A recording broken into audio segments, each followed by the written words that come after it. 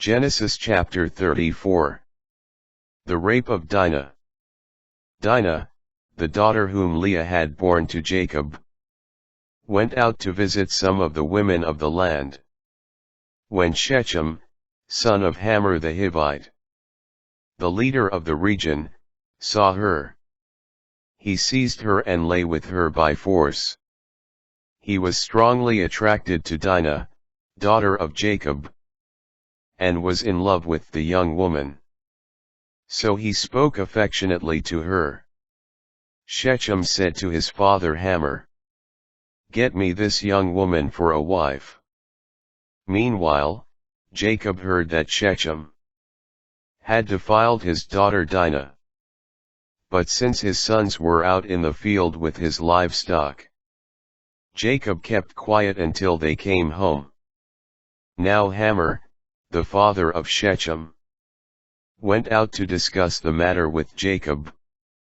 Just as Jacob's sons were coming in from the field, when they heard the news, the men were indignant and extremely angry.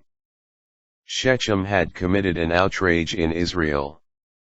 By lying with Jacob's daughter, such a thing is not done. Hamor appealed to them, saying, "My son Shechem has his heart set on your daughter. Please give her to him as a wife.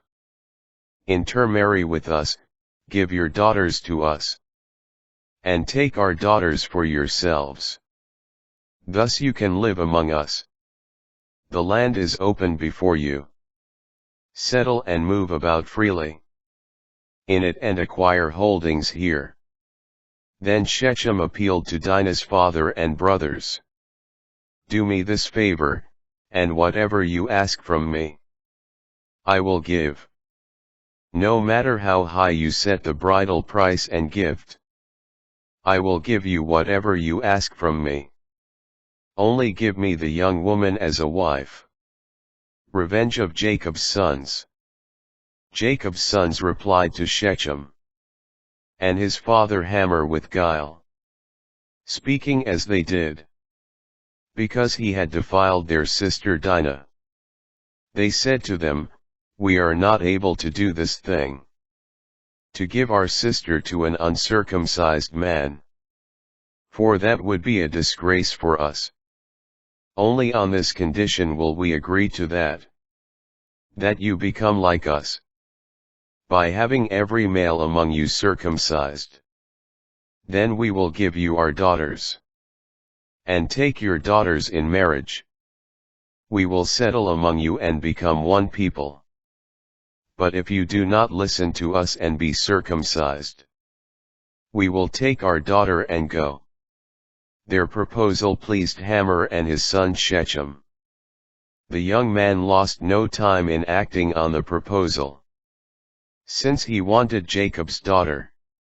Now he was more highly regarded than anyone else in his father's house. So Hamor and his son Shechem went to the gate of their city and said to the men of their city, "These men are friendly toward us. Let them settle in the land and move about in it freely. There is ample room in the land for them. We can take their daughters in marriage, and give our daughters to them. But only on this condition will the men agree to live with us and form one people with us, that every male among us be circumcised as they themselves are. Would not their livestock, their property, and all their animals then be ours? Let us just agree with them, so that they will settle among us." All who went out of the gate of the city listened to Hamor and his son Shechem, and all the males. All those who went out of the gate of the city were circumcised. On the third day, while they were still in pain, two of Jacob's sons, Simeon and Levi, brothers of Dinah, each took his sword, advanced against the unsuspecting city, and massacred all the males. After they had killed Hamor and his son Shechem with the sword. They took Dinah from Shechem's house and left.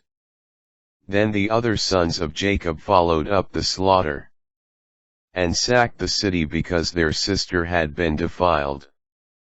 They took their sheep, cattle, and donkeys, whatever was in the city and in the surrounding country.